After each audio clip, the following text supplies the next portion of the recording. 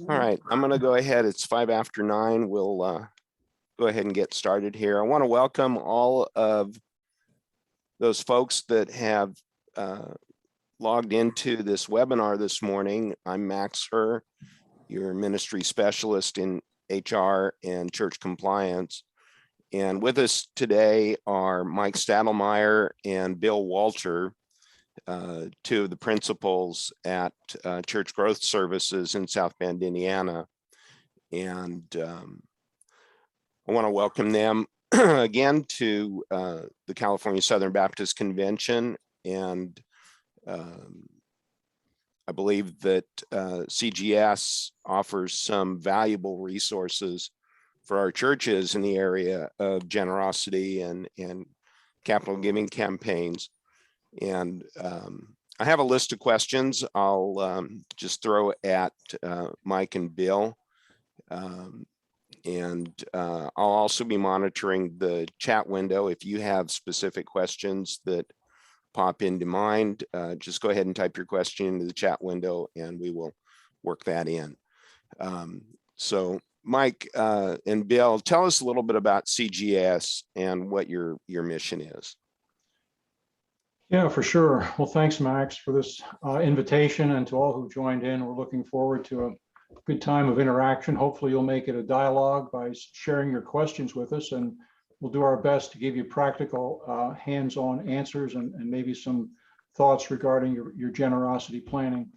But basically, Church Growth Services is a consulting firm that was founded in 1959. So we're 60 plus years old, that has focused on capital campaigns solely, exclusively with churches, local churches all across the country.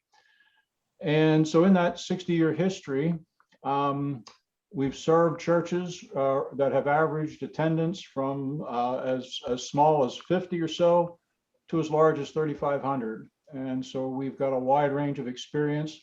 We think we understand the different stages and phases that various churches go through and the generosity challenges that they face, particularly with capital campaigns. And no, folks, I wasn't there at the founding of the company. You know, sometimes folks look at me and say, well, this guy is a senior. Was he there in 1959? No, not quite. But I have been with the firm since 1973, so a 40-plus year career, and happy to share the stories, happy to share the experiences, the principles that Mike and I have picked up over the years. So that's the 35,000-foot view of CGS, as we'll refer to ourselves, and Mike may want to hitch on to that. Really, the broader picture is our goal is to help churches grow in the area of generosity. And that's our heart, it's our passion. We work exclusively with the local church. While we've worked in the capital campaign space for the largest portion of time, probably in the last year or so, we've been adding more and more material in the area of generosity to help the general fund. Having pastored for 25 years, some smaller churches and mid-sized churches, while we did have capital campaign needs, we also just we're constantly balancing ministry and finances on a day in, day out basis. So the generosity issue in the general fund is something we're just creating more and more material on as well. But that's something that's newer for us. But so many of the principles share back and forth between a capital campaign and just growing generosity in the general fund as well. And so that's kind of who we are, Max. I want to tell you that the word generosity has kind of replaced my vocabulary use of stewardship. And I think it's such a valuable word. So let me ask this question. Why is the concept of generosity so important to a local church? Well, I think you're right. Generosity is a broad term, and it really is a key component to the church fulfilling the mission and calling of the local church. I mean, let's get real practical here. Ministry costs money, whether you're doing a VBS, ministry to the community in certain areas, somewhere along the line, you have to fund it, additional staffing, maintaining the building. Several of you have written down, the need to figure out how to pay for some major repairs of the existing structure. And too often, and it certainly was the case with me at times when I was pastoring, the church had more vision than they had resources. And of course, generosity is more than just challenging people to give money. It's about challenging people to give their time and their talents as well. But most churches aren't shy about asking people to share their time or their resources to serve on a committee, to help in a nursery, to teach youth or something like that. But we get a lot more hesitant to talk about generosity in the area of finances. And Max, I think a good word picture might be the church has a vision or a destination God is calling it to move towards as a body of believers. And the church is the vehicle to get to that destination. But generosity is kind of the fuel in the tank to help get it there. And if there's no fuel in the tank, you fall short of the destination in that process, and it can hamper everyday life and vision, and certainly make ministry much more difficult. I know for me, one church that I was pastoring, they had a large amount of debt, didn't handle it well, had begun to decline. And when I got there and took the church over, every time we had a conversation about ministry or a building repair, the next question was, so how are we going to pay for that? And boy, it really got tiresome after a while, that the overriding issue was always not ministry and moving forward, but how are we going to pay for it? And we had a lot of work to do to kind of get over that hurdle so that the dollars wasn't preventing everything else from happening that we were dreaming and believing God for. Well, I think that kind of leads into the next question that I was about to ask. I know that a lot of pastors are uncomfortable when it comes to discussions of money. They don't want to be viewed as always asking people to give. And from your perspective as having been a pastor, can you share some wisdom on the difference between teaching about generosity and preaching about the current church need for money? Yeah. Bill, why don't you take the first part of that, and then I'll answer it after that. Yeah, for sure. Thanks, Mike. So great question, Max. And we understand why it's a concern on pastors' heart, because generosity and finances in the church can be a very sensitive subject, but it needs to be addressed. Everything's spiritual. And I'm sure the pastors on the meeting today know some of these stats I'm going to give, but here they are. There's 2,300 scriptures in the Bible that talk about money. Some have calculated that 17 of the 38 parables of Jesus talk about money and possessions and teaching on those elements. So it was a pretty important aspect of scripture. It was a pretty important topic for Jesus. And so I would say that the next time that perhaps a parishioner suggests you talk on money too much, which you probably don't, you might just suggest that you're trying to be more like Jesus, quite honestly. And I'm being a bit facetious, but it was a really important topic to him if you study his parables. Well, there's some statistics in our culture and in the church today.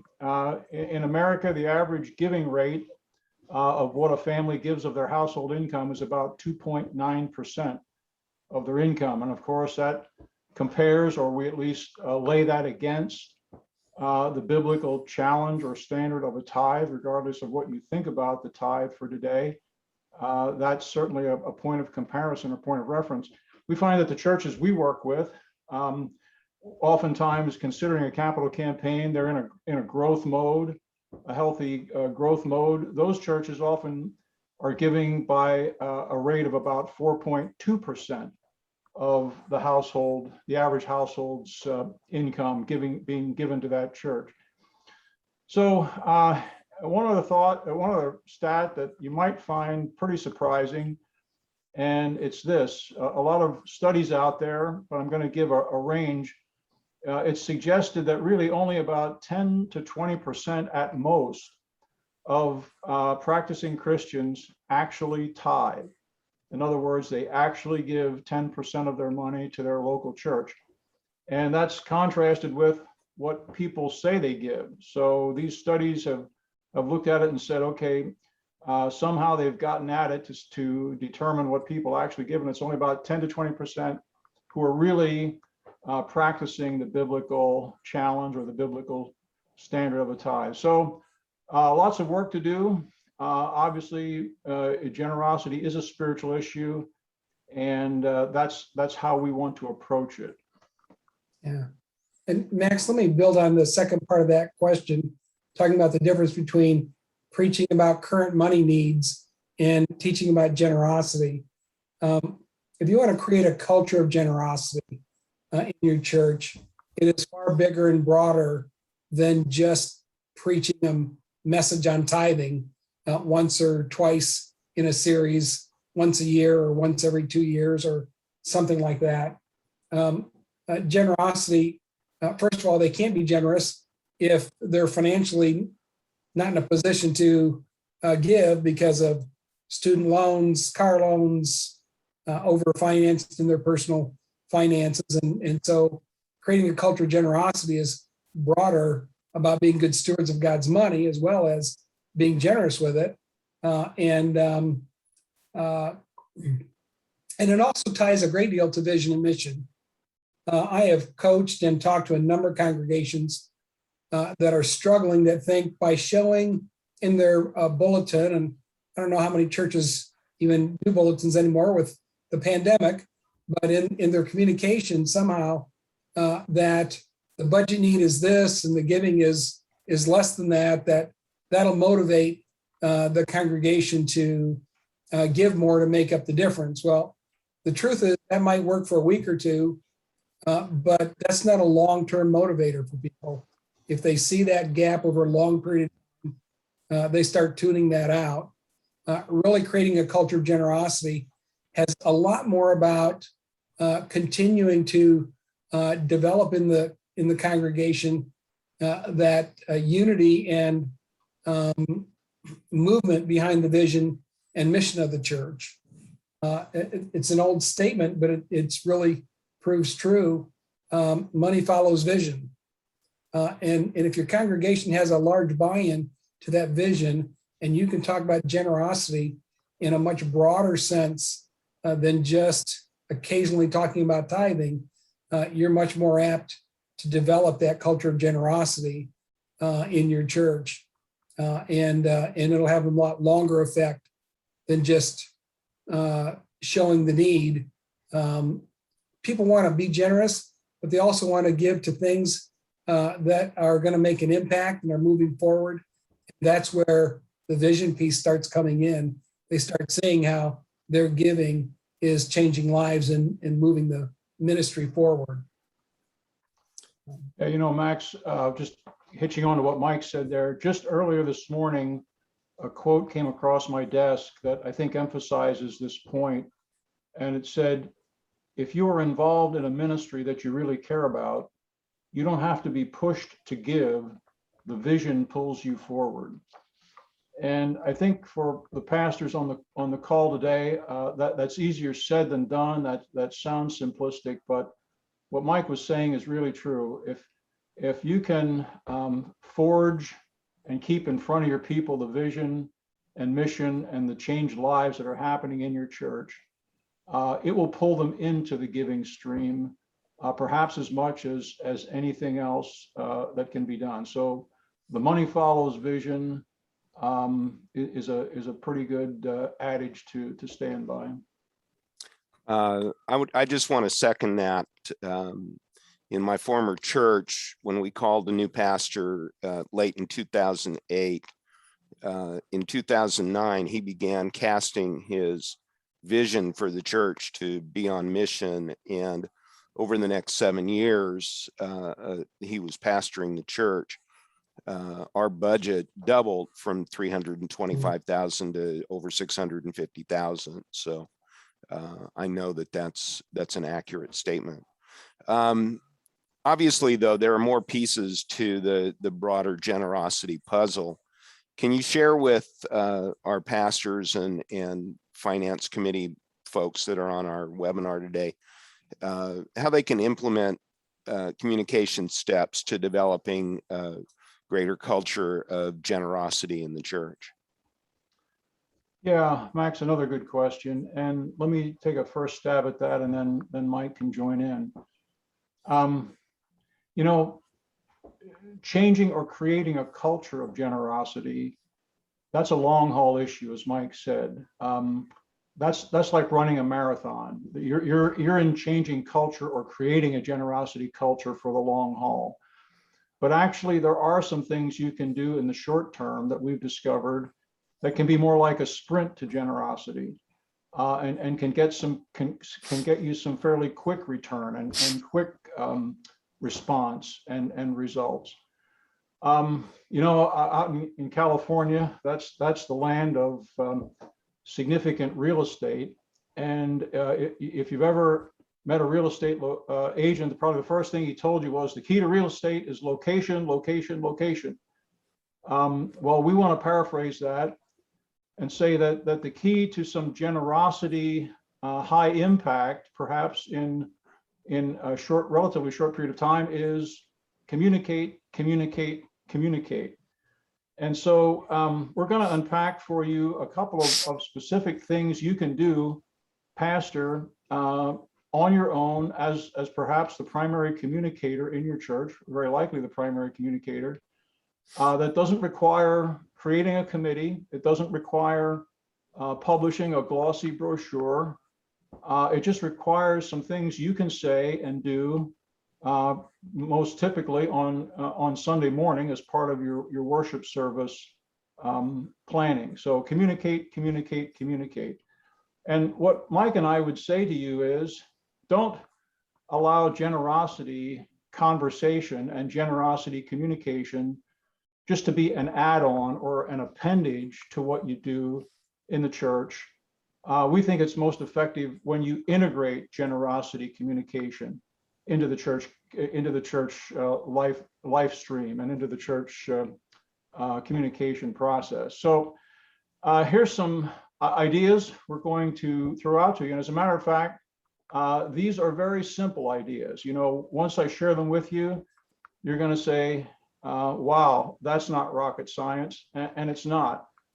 But I'll have to say this many times, even though it's not rocket science, these communication principles in generosity area are often overlooked, sadly. And by the way, we're going to put on the chat window an ebook that we're offering on this subject called 4 Simple Ideas to Grow Generosity at Your Church. I'm going to just give you the high-level overview, but if you'd like to drill deeper, feel free to download that ebook. I think you'd find it a very practical, hands-on read that would give you some actionable steps that you can do even within the next week or so. So here's one of the first communication practices. Say thank you to your faithful supporters and to the believers in your body. You know, I hope it's different in your congregations, but the average church that Mike and I encounter, very seldom, other than when we come in to help with a capital campaign, perhaps, very seldom are we seeing a high intentionality on saying thank you. And this is just such a simple and easy but effective way to encourage people to be generous. We've coined a phrase here at CGS, and it's this: you can thank people into faithfulness. You can thank people into faithfulness.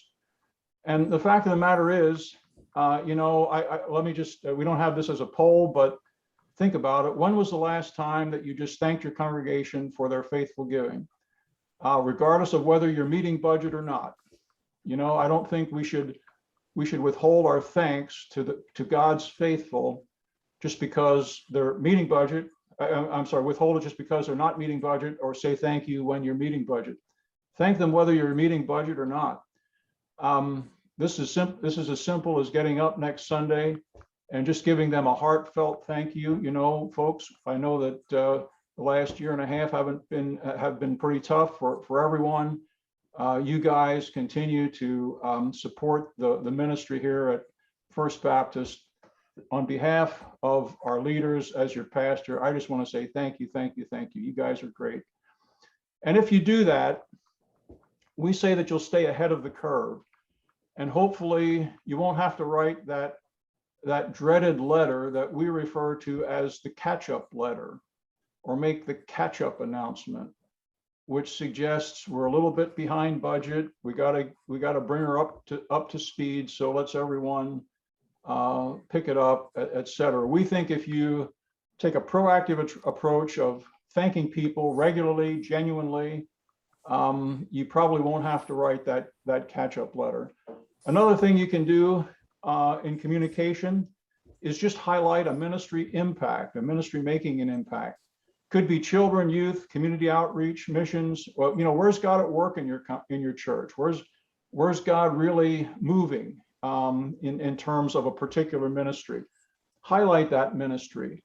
But then most importantly, as you share the impact of that ministry and the people that are being reached, connect the dots for folks. And I don't mean this in a trite way, but connect the dots and let them know that kind of ministry impact's happening because you guys are faithful.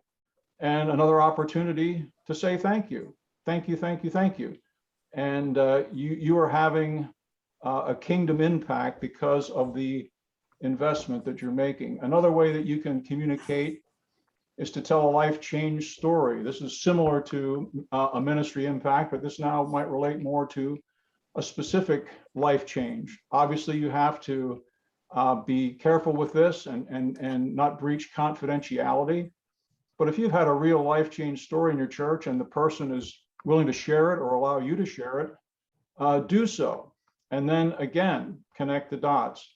We are having this kind of ministry impact because of your generosity and your support of the ministry and vision of this church. Continue to cast vision. We touched on this earlier. I love that quote that if people care about the ministry, you won't have to prompt them to give. The vision will draw them forward. And then finally, of course, this should go without saying, share the word in all of these contexts. I think a great example is the Apostle Paul. And in our little ebook, we cited some of the ways Paul did this back in the New Testament in his writings.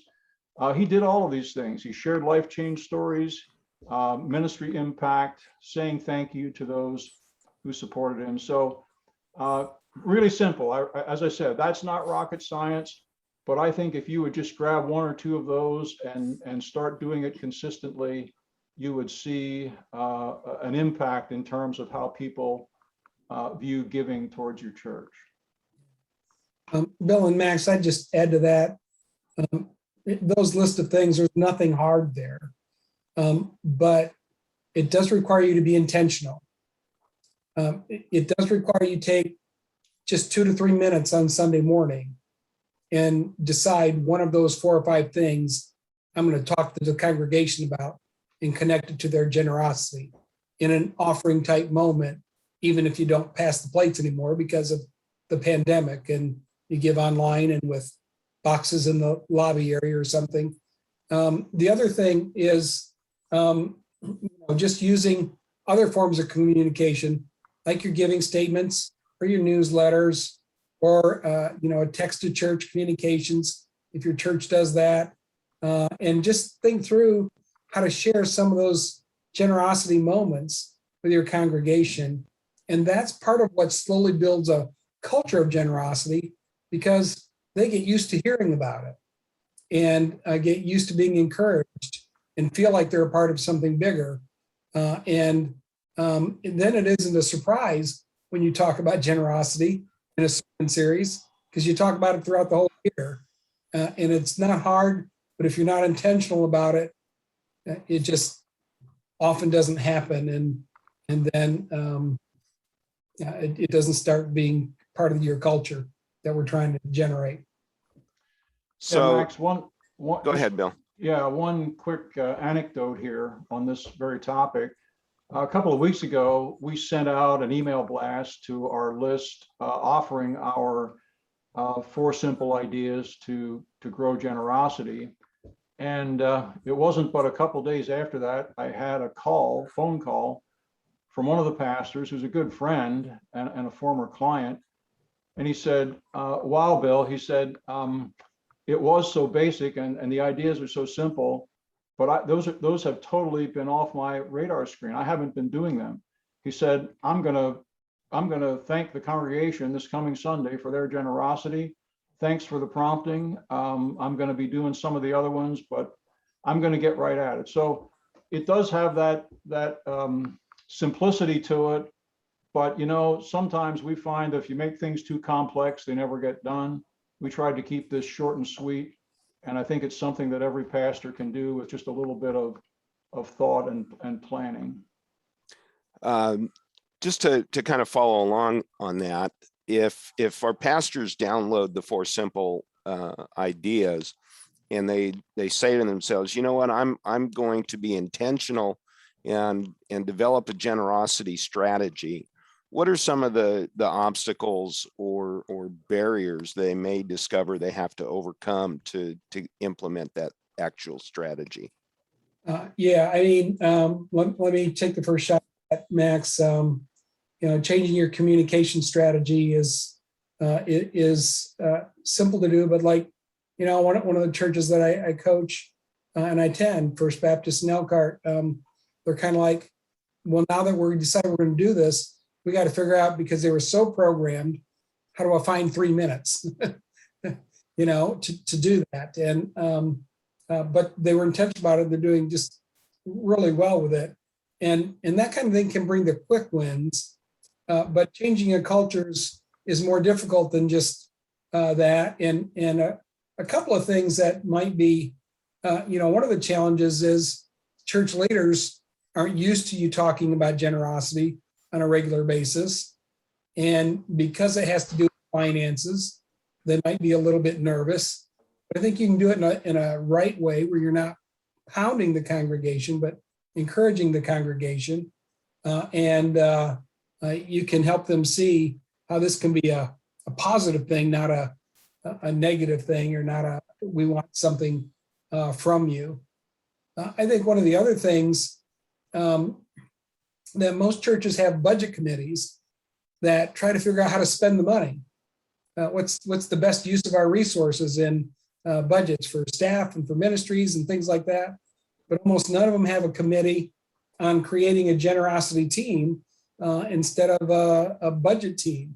You know, putting together some people who are helping implement and make this work and thinking through the issues helps, and not just beyond the pastor who's already carrying so much. I mean, he's preparing the message, he's making sure the service is ready, and you know, so much more.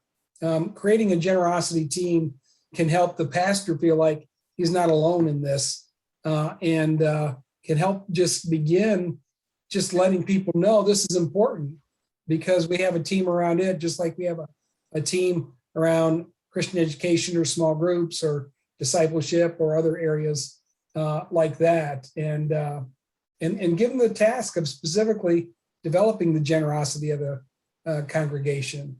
And I think one of the other things they might consider doing is periodically having a challenge. It's one thing to talk generically about the budget or about giving, but it's another to challenge people to consider upping their giving for a season of time. Some churches do a 90-day tithe challenge. Others, it might be as simple as challenging 25 families to increase their giving by 1% or 2.5% or something like that of their household income. We challenge churches to do a reading plan. I want everybody to read through the book of Philippians a certain number of times in the month of August. We might challenge them to pray and fast. Why don't we have a challenge to kind of help the congregation go to the next level in their generosity as well? And that makes it a little more personal, than just hearing a generic conversation about the budget to the congregation. I think challenges like that can be incredibly momentum building and discipling of your congregation, which is a key component of the calling of the church to disciple believers, out of Matthew. And when they start knowing in a discipleship process that you're doing something for them, not trying to get something from them, and that key heart issue is important. Many leaders want to do this because, well, I want to get more money in. Well, you really have to start with the right heart motive. I'm doing it for my congregation, because being generous is a blessing, and being in a financial position where you can be generous is a blessing as well. And so when we start with that right heart motivation with the leaders, that makes a big difference in just implementing some of the things that we're talking about. CGS has been doing or working with churches for 60 years, primarily in capital campaigns. And I think most churches would understand that to be growing a pot of money to acquire a property or build a property, or in many cases, repair a property. What principles from those capital giving campaigns transfer or can transfer over just to general fund generosity? Yeah, Bill, you've been writing up on this right now, something for pastors. Why don't you start with that? Yeah, Max, as Mike said, we're just in the process of creating our next ebook, which is going to talk about this very topic. What are some of the principles that we've learned in 60 years of capital campaigns that can be so easily and creatively adapted to serve as principles that will really give a jump start and a major boost to your general fund generosity. Here's the thing.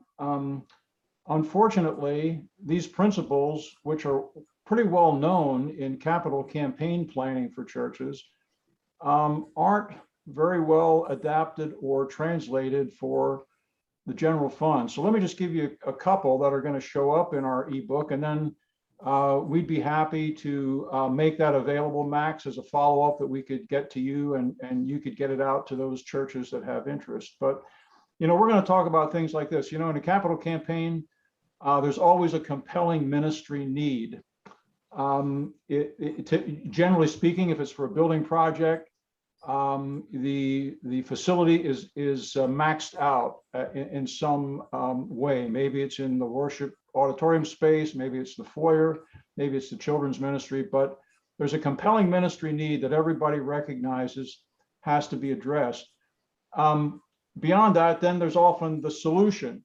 And again, in capital campaigns, this typically is now the architect's rendering of the building expansion or the building realignment or the building repurposing that's going to solve that ministry need. And of course, the ministry need is compelling because it suggests the church is healthy. It suggests that there's more ministry impact that we can make if we solve this need. So there's always the solution, typically an architect's drawing. Beyond that, there's always an early leadership buy-in, and you want to get your key leaders, your board, your major donors and so forth on board early. Make sure they're engaged. Make sure they have high ownership and high buy-in. And then, as Mike mentioned a moment ago, there's typically a very specific funding plan, a goal, and a funding plan. And so typically this is going to show itself as what in our world we call the chart of gifts. And it will show that to reach the goal, to fund the solution for the ministry need, we're going to need a variety of different people stepping up to various capacities based upon not an equal gift, but an equal sacrifice. One other element, we call it in capital campaigns, recruiting the A team. And this is hitching on to what Mike said earlier. I would really encourage pastors. You have, as Mike said, a budget committee or a finance team, but their focus is on managing cash flow and managing the expense outflow. You really need a generosity team to encourage and challenge and hopefully motivate the inflow, the generosity. And so what we've done is to take these very basic sort of best practices from capital campaigns and say, okay, how can we translate that to pastors and generosity teams that want to simply increase their general fund generosity and their general fund resources. So we're going to make that ebook available, probably be done in the next couple of weeks. Max will let you know when it's done, and then you can certainly offer that to your pastors who may have interest. Okay. Obviously, the general fund and generosity in total are tied together. How do you see financial reporting as a component of increasing generosity? Yeah, one of the things that we encourage churches to do is often many churches do an annual giving report at the end of the year. And, people need that for their taxes and things like that. I understand that. But they really ought to be doing it throughout the year. We recommend at least quarterly. First of all, it's an opportunity to have a share a giving moment in that report, share vision, share a life impact story, some of the things that Bill was talking about earlier. But secondly, it's also an opportunity to remind people about what their commitment has been and just have them see that. Sometimes people are surprised when they see that report and they think, oh, I thought we had given more than that to our church. And so if you wait until the end of the year, it's pretty late for them to make a correction. But I think in addition to that, just that giving report and in generosity in general needs to be, we talked about the need for vision and how money follows vision. Well, I think the budget needs to follow vision as well. We encourage people to have the budget, making it a ministry action plan. That ministry action plan isn't all about just maintaining the status quo. It needs to be about the where the church wants to go into the future. And I know that often churches that I have pastored, and I allowed it too often, got into a habit of, instead of really evaluating that budget plan every year and being serious about it, we kind of looked at the categories we already had in place and said, well, they spent, more than we had budgeted, so we need to increase them. And they didn't spend as much, so we need, and it just was kind of the maintaining the status quo, but your ministry doesn't maintain the status quo, but often the budget does, the process we've used. And by developing a ministry action plan, saying, here's really what we want to fund this next year, and fund those things first, instead of just, going through this perfunctory budget process that I'm ashamed to say I did way too many years. I understand there's time pressures and all those things. Boy, pastors, you're busy, and the pandemic has made you even busier than before. But that ministry action plan can really begin to help people understand this budget isn't just about, maintaining our status quo, but about furthering the kingdom and the action. And it's tied to that whole vision piece. Capital campaigns usually have a vision piece. We got this project to get done. The general budget needs to have that vision tied to it as well in order to help make it happen. And so that's part of what I would offer for that. The other thing is general fund and generosity are kind of tied together, because when you talk about generosity, you start fighting one of the key central heart issues that I face in my life. And I've been a believer since 21 years of age, and I'm 60 something, 60 years. And, but the truth of the matter is, I still struggle with selfishness. Generosity is one of the key things that you can teach to help fight just the basic issue of selfishness as a hard issue within your congregation. And I think when you tie that to your general fund and the culture of generosity, people understand this is about something more than just me. This is about something eternal and kingdom oriented, and can be very beneficial as well. Okay, so capital giving campaign and vision is one side of the coin. A lot of churches find themselves on the other side of the coin, where a sudden, and I want to put this word in quotes, unforeseen or unexpected maintenance issue has arisen. And I get those phone calls. Does the convention have any money to help us buy an air conditioning unit? Ours broke down, or our roof suddenly needs to be replaced. And I don't ask the question back, well, how old is your air conditioning unit, or how old is your roof? But talk to us about the stewardship of maintaining a facility and how to budget for unforeseen expenses. Yeah, Max, let me jump in on that one. We do capital campaigns for all sorts of purposes, but there's somewhat of a hierarchy of the excitement and enthusiasm that capital campaigns generate in terms of the sacrifice and generosity of people. And as you might expect, those that generate the highest response are typically those that are very ministry expansion or ministry growth related, a larger sanctuary, an educational wing, a lobby that's expanded so we're not on top of each other. And I realize these are things that the pandemic has sort of put to the side, but we believe that will correct. My point is, in this hierarchy, as you go down the line, near the bottom of the hierarchy of things that encourage or motivate people to give are things like deferred maintenance, quite honestly. Mike and I have done capital campaigns for deferred maintenance, but they're pretty hard, quite honestly.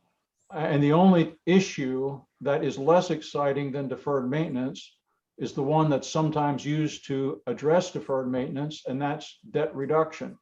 At the very bottom rung of the what I will call the motivational pyramid for people to sacrifice is debt reduction. So all of that to say, you can raise funds for deferred maintenance, but it's a tough go. And we think that perhaps there's a better way, and that's trying to be more proactive about it. And by that we mean try to, and we realize this is a challenge these days, but try to build in an increasing allocation to your general budget, your annual budget, for capital improvement or capital preventative maintenance. And so here's some stats. We're associated with and have a friendship with a group called Smart Church Solutions, and their focus is on helping do life cycle analysis of church building maintenance issues, and helping churches think through what's the best stewardship of our facility if we have maintenance issues. And here's one of the things that they've told us, that for every $1 you spend in preventive maintenance costs, you're going to save yourself $4 of capital you got to raise if it becomes an emergency. So let's go through that again. Every $1 you put into preventive maintenance now will save you $4 of capital you have to raise if it's an emergency. The air conditioner breaks in mid-July. If you live in the Midwest like we do, the heating system goes down in mid-February. and now you've got to raise that capital. And if you can't raise it, then typically you're going to borrow it. And those are tough goes to then repay. So another stat from Cool Solutions is that, okay, you may say, if we wanted to build it into our general budget, how much? Where do we start? What do we need to put into the budget? They say that the church should set aside between $1 and $3 per square foot of your building space per year into that capital reserve account. So let's just take an example. Let's use the middle row of the road there, $2 per square foot per year. If you've got a 20,000 square foot building, $2 per square foot suggests that you should be putting away $40,000 a year in preventive maintenance in your budget, so you don't have $160,000 5 or 10 years down the line when the issue becomes a crisis or an emergency. Now, folks, we realize, Mike and I live in the real world. We attend churches and see budgets. We understand that for many of you, you would say, well, you just ran the numbers in your head, and that's just an astronomical amount to get into your general budget. It's tight already. Start small, start with something and grow into it, which is a strategy that works in many areas of our financial lives. Start with 50 cents a square foot per year and try to grow it to $2 if that's what you believe is the benchmark. But get something going now, because it's kind of the old adage. I don't know if this is used anymore, but my mother taught me a stitch in time saves 9. And I always had to think through what that means. But if you can stitch it up now and avoid the larger tear later, you've practiced good stewardship. And let me just add on to that just a little bit. I mean, I told you about one of the churches I pastored that were already in the hole. And that was just, the refrigerator went down a couple $1,000. The parking lot was in such disrepair that we either did something or some point we were going to have to start all over again. And that was going to be a huge expense. And, just issues like that. Day in and day out, I've lived with that tension of the general fund budget and trying to figure out how to care for an aging facility. And yet I think, like Bill said, start somewhere in setting aside some of those funds. And obviously the church has often a wealth of people who have the ability to fix things with volunteer work that is often very helpful, and some creative people. I personally don't know which end of a screwdriver to use. I was grateful for those people in the church that knew how to do that kind of work. But you do need to start somewhere, and budget according to the square foot is the most effective. And if you don't start somewhere, then eventually, I just finished a campaign. They had to do it through the middle of the pandemic when they weren't meeting at all because the building had water coming in it, and the air conditioners were all 30 years old and weren't going to make it through the summer. And, we had to raise just $500,000 just to get them past those two issues, let alone other things they wanted to do. And even though the pandemic wasn't the best time to do a campaign, they were forced to do it then because they had no other alternatives. And it was a successful campaign. They raised over $1 million and they got those things fixed. But it wasn't ideal because they had let those issues go so long, and then they were forced into doing some things that were ultimately successful, but much harder as a result.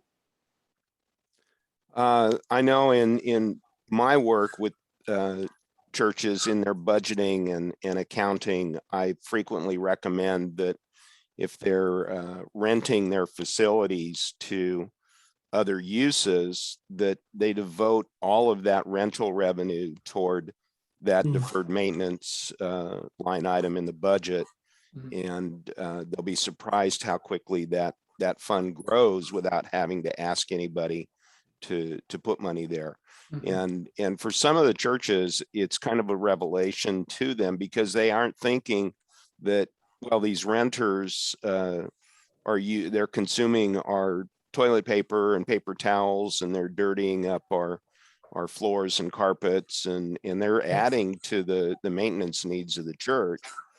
And instead they're using that money just to balance the budget. And I try and get them out of that Max, mindset. that is a great insight. And I'd just like to give a personal anecdote on that. The church that I attend, about a year, right at the start of the pandemic, rented out part of our space that was not in use to a Christian adoption agency. And they're paying us rent for the space that they're occupying. But in the last year and a half, even during the pandemic, we've been able to make some much needed and very welcome capital improvements and spruce up, because we did just exactly what you suggested, that those monthly lease payments went into a capital reserve fund, and now our church is all spruced up. So if I realize that's not every church's experience, but if you are in that situation, that's a wonderful way to get your maintenance fund underwritten in a way that doesn't require the congregation to step up. Any other thoughts that you want to share with our pastors as we kind of wind down the webinar today? Yeah, just speaking more on that general fund issue, I think we just got to continually work at making our budgets mission driven, and that ministry action plan is part of that. If money is very tight, I think one of the best tools that they can use is a cash flow analysis. Money comes in at higher rates at different times of the year, and money goes out at different times of the year in different sections. So some summer, events, you may have your all church picnic and your VBS, and all of a sudden your cash flow is greater when your income's a little less because of those summer months and family vacations and things. I think those are just things to keep in mind as you try to do that. Balance the financial and the budget things. And one of the things I think is healthy to do, maybe every 3 to 5 years, is to do a zero-based budgeting process, which is a little more radical than a lot of churches are comfortable with. But we learned through the pandemic, we can do a lot of things quickly that weren't comfortable with because the need was there. And that can be just really healthy for the church to maybe eliminate some things that are just been in the budget for 20 years, maybe aren't effective anymore or healthy anymore. In that regard, we do have a general fund ebook that Penny just posted in the chat that they also can get to help give them some ideas on some of those things as well. And I think those can be part of it. I think on a larger scale, though, I think most people want to be generous. And generosity challenges our hearts. We want to be part of something bigger than ourselves. We want to see impact happening, and we have to help them. And we don't help them by just ignoring the subject, except for talking once a year on tithing. They need help with their budgets so that they can be generous. They need help. They're talking about money all the time in their homes. I do in my home. Well, why buy that? We can't afford that. We're having those conversations all the time. And yet the church that has the greatest book in the world to teach us, the Bible, we seem to shy away from it. And it doesn't have to be just about tithe. It's such a broader subject. but creating that culture of generosity can just help. If you can take the time to develop a plan and do it in the long run, it can help maybe ease some of those financial restrictions that your ministry is facing, from maintenance to vision and staffing and everything in between, and help grow that number from the 2.9% to the 4 or 5%, and help just grow the number of givers within your congregation. Something that just popped into my mind, Mike. I know you and Bill and I have talked about CGS and how it consults with churches in capital giving. And you've mentioned that you develop cohorts of pastors. Explain how that process assists the pastors in their generosity strategy. Yeah, we have some pastors cohorts. It's a 6-month program where we take one topic a month over 6 months, and it kind of lays out for a pastor who's never really built a culture of generosity. It kind of lays out for the pastor some just very manageable steps month by month on how to do that. And it starts with talking about the need and leadership buy-in and the congregational's need and having the right heart motive. And it works us all the way through to how to build a team, how to work through your online giving. Of course, most churches aren't surviving without that today because of pandemic issues, and we're coming out of that. We think we are. The Delta variant may be changing our minds again. We'll see, but it's just a real practical, hands-on, little bit by little bit over 6 months kind of program that we've developed, and it gives some deliverables with that as well, and really is I think just real practical. That's kind of the way I'm built. Lofty ideas are great, but I want to know how to get there. Just pointing to some long-term goal isn't enough. You got to build some real practical steps in between, and that's just something we've been developing and are offering some pastors right now. Any Final thoughts, Bill, that anything we haven't covered? Yeah, thanks, Max. I do have one final thought, and it's a passage of scripture that I think we all know extraordinarily well. Jesus said it, Matthew 6:21, "For where your treasure is, there your heart will be also." And I have to confess that for some years in my early Christian life, I had the verse backwards. I guess I read it, but didn't internalize it. I thought the verse said, "For where your heart is, there your treasure will be also." But that's not what it says. It says that our heart follows our treasure leads, and then our heart follows. I don't know how many of you have ever made a specific investment, let's say in an individual stock or maybe a mutual fund or some type of investment. You hadn't been in it before, but you put a few dollars in it.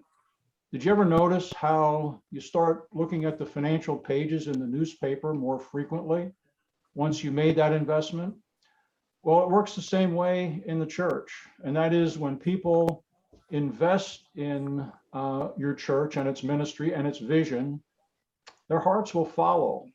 And I think what Mike and I have been trying to say throughout the webinar is, as they make these investments, and quite honestly, I think the use of the word or the term investment is a good synonym for gifts or giving, because they are investing in your church and its ministry, and they're also investing their treasure in heaven in the future. They're making investments. Show them the spiritual return on their investments. As they make these investments of generosity to your church, their hearts will follow, and you can facilitate that by sharing with them the spiritual return on their investment. What's that? It's the changed lives that are happening. It's the ministry impact. It's the stories of how the church is making a positive impact in your community and in your region. So I say this from the context of, back to the topic, I know that sometimes you might be reluctant to make the financial challenge, to make the financial, to touch the financial topic of stewardship or generosity. But I believe that if we believe what Jesus said, and we do, that where people put their treasure, their hearts follow, then I think it's a good thing to encourage them to put their treasure in ministry impact in your local churches. Any last words, Mike? Just talking directly to the pastors, we love you guys. I've dedicated 25 years of my life to preaching every week, teaching, leading, administering, all those things. We believe the local church is the hope of the church, to share the gospel of Jesus Christ. Anything we can do to help you, we want to do, because you're on the front lines, and we just love your heart to serve, and love the local church to make an impact on the communities. It's where the rubber hits the road, and it's where we want to just invest our time helping you. Great. I want to thank you, Mike and Bill, for the time that you've taken to share with us today. Guys, those that are on the webinar, if you haven't seen it in the chat, if you want to reach out to Mike or Bill, you can email them at stewardship@churchgrowthservices.com, or through their website, churchgrowthservices.com. Or you can reach out to me and I can assist you in getting in touch with Mike or Bill.